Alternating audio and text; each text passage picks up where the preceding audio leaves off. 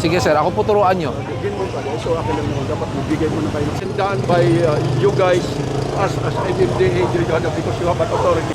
Sir, mali po kayo. Tinatanong mo kung pumasa sa mga tao, yung po ang maglabas ng guidelines.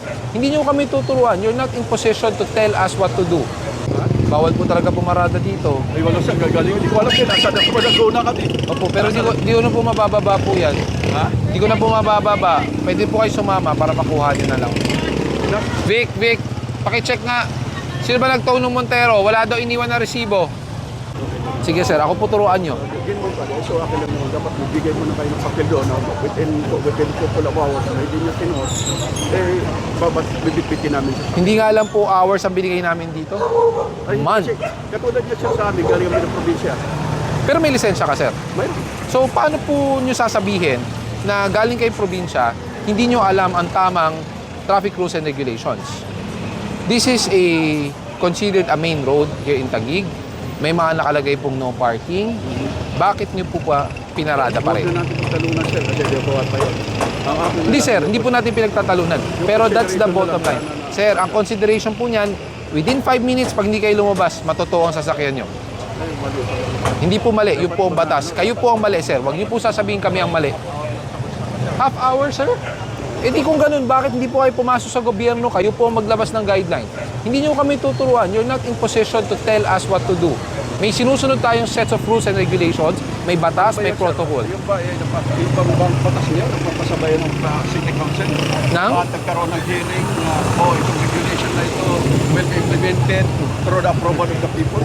Sir. It is only been done by you guys as MMDA because you have an authority. Every towing guidelines, every traffic rules and regulation goes through a Metro Manila Council which is chaired by the head of the MMDA and also co-chaired by all the Metro Manila mayors. And all guidelines and all orders are approved by all cities prior to implementation. You have a driver's license. It is a mere privilege, and a privilege comes with responsibility. Your responsibility is to know whether you are parking is allowed or not. Paano po kayo nakakuha ng lisensya, nag-exam po kayo na hindi nyo po alam ang mga batas trapiko? Hindi po pwede laging konsiderasyon. Paano rin malalaman ng enforcer, kakatukin bawat bahay? Ano po problema, ba't po kayo nakaparada dito? Okay. Yan ang ano.